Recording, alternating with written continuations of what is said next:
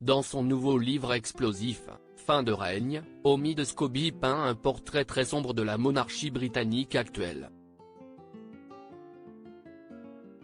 Le journaliste s'en prend notamment au prince William qu'il qualifie comme un héritier opportuniste. Ancien chouchou de la famille royale britannique, Omid Scobie vient de s'attirer les foudres du clan Windsor en publiant son nouveau livre, Fin de règne.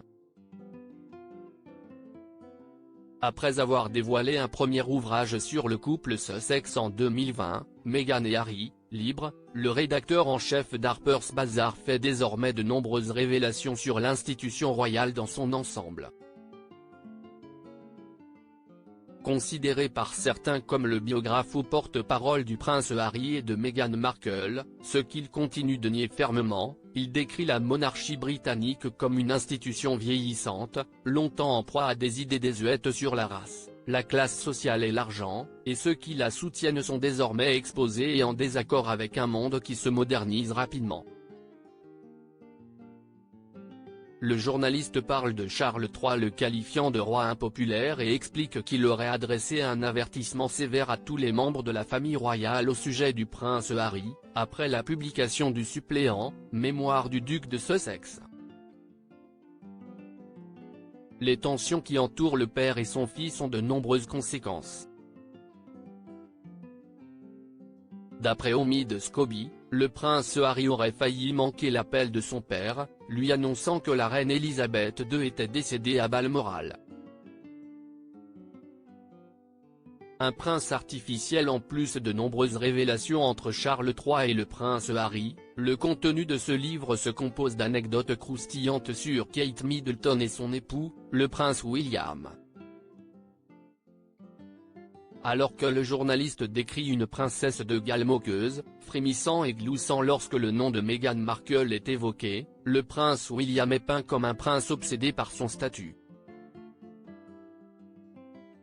Le fils aîné de Charles III et Lady Diana serait un héritier avide de pouvoir et opportuniste, explique Fin de règne, repris par le média britannique Mirror. D'après le journaliste et les sources proches du palais, qu'il a pu rencontrer, les efforts mis en place par l'héritier principal pour démontrer que sa famille n'est pas raciste seraient faux. Les protestations civiques de William sur les questions raciales semblent peu opportunistes et Kate et William n'auraient toujours pas contacté les Sussex au sujet de l'inquiétude de l'institution concernant la couleur de peau du petit Archie. Un prince rigide, artificieux, il semble mettre un masque à chaque fois qu'il se montre en public. En tant que millénial au début de la quarantaine, William et Kate devraient encore avoir une certaine vitalité à offrir, mais beaucoup de leurs ouvertures, telles que leurs apparitions d'invités plutôt rigides pour BBC Radio 1 et son public de 15 à 29 ans, pourraient commencer à être perçues comme un peu artificielles. Un homme d'entreprise. Dans son livre, Omid Scobie décrit le prince de Galles comme un homme d'entreprise à la tête brûlée, un champion institutionnel. Ce n'est peut-être pas un hasard si le couple a choisi de recruter un PDG pour gérer ses affaires royales. William serait aussi à l'aise avec les coups bas du palais. Le rédacteur en chef d'Harper's Bazaar évoque les prétendues explosions de colère de William derrière les portes closes et le compare à son célèbre père au mauvais caractère.